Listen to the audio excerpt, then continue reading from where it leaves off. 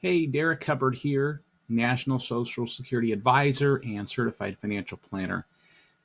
Have you heard about the fact that the Social Security law changed back in 2015? You may have heard that, but you may not know exactly what changed. You may not have known the old rules versus the new rules. So in this video, I want to go over some of the things that have changed, some of the things that haven't changed, and ultimately the choices that you have. Number one, we want to look at the fact that they really did away with what's called claim and suspend. Claim and suspend was a way to kind of get around having to have the opposite spouse activate their benefit in order to begin taking a spousal benefit. So currently, as the law stands, if you want to begin a spousal benefit, the opposite spouse has to have activated their own benefit. Now, a way around that was what people used to do, which was called claim and suspend. So they would claim the benefit so that their spouse could begin a spousal benefit, but they would immediately suspend the receipt of the benefit so that their own benefit could grow. They could activate it later on. So part of the 2015 law that was changed was after April 1st, 2015, it really became, everybody became ineligible to be able to use claim and suspend. So that's really no longer available. So if you want to activate a spousal benefit, the opposite spouse has to have already started their benefit in order to do that. What's a little bit more complicated is this second item, which is called deemed filing. So if you think about when you have two benefits that are available for an individual and they go to file a benefit, they may be qualified to take a spousal benefit or they may be qualified to take their own benefit. And what deemed filing is simply the Social Security benefit at the time that you want to activate a benefit. We'll look and see which benefit is higher based upon the two benefits that may be available to you. And so whichever one's higher, that's the one that you'll get, regardless of when you activate it, regardless of how old you are. Deemed filing. Well, that actually is now, after post 2015 law, the case pretty much for everybody that is born after January 1st, 1954. If they go to file a benefit, they're going to take a look and see which benefits are available, what's the highest benefit available to you, and give you that one. The question is, why would I want to have a benefit that actually isn't higher? Why in the world would that be the case?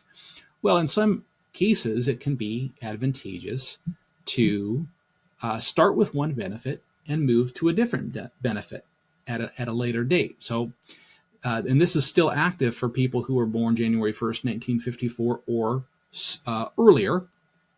They could begin with a particular benefit, activate it, and they later switch to a different benefit that actually is higher due to the fact that it grew year to year to year because they waited and delayed. Some common examples would be to begin taking a spousal benefit, maybe at full retirement age, keeping your own benefit unactivated. Every single year that you wait between full retirement age and age 70, it would grow by 8%, plus any cost of living increases. Then once you got to age 70, you turned on your own benefit and it was substantially higher. That also could be the case for somebody born January 1st, 1954 or before, starting with a divorced spouse benefit. If they qualified for that, they could begin that between full retirement age. Later on, when they turn age 70, they could activate their own benefit, which would be substantially higher at that point. So 2015 law comes around and basically says that can't be done for anybody that is born January 1st, 1954 or after. So it's kind of in the phase of being grandfathered out over time to be able to start with one benefit and switch to a different benefit. Now, the two benefits where that does not, that it is not affected or not impacted by the law change. One is you can always begin with your own benefit and later switch to a spousal benefit if that spousal benefit at a later date actually is higher. So you may have a very small benefit that you start, and then later on, maybe your spouse starts their benefit. You're eligible at that point to activate your spousal benefit, which happens to be larger than your own benefit. So that is not negatively impacted by the law change. You could change to your own spousal benefit later on if it's higher. And also, the law change did not negatively impact the survivor benefit. So the individual who has a spouse predecease them, and they have the ability to choose between their own benefit or a spousal benefit, there is not any negative consequences based upon the year that you were born in terms of which you can start with and which you can switch to. The only thing to keep in mind is that the spousal, the survivor benefit of the individual who passed away does not grow to be any larger after the survivor reaches their full retirement age. So, for example, if somebody took a survivor benefit at age 60, it wouldn't be the full 100% of the survivor benefit because they're taking it before their full retirement age. If they waited, it'll systematically grow to be 100% of the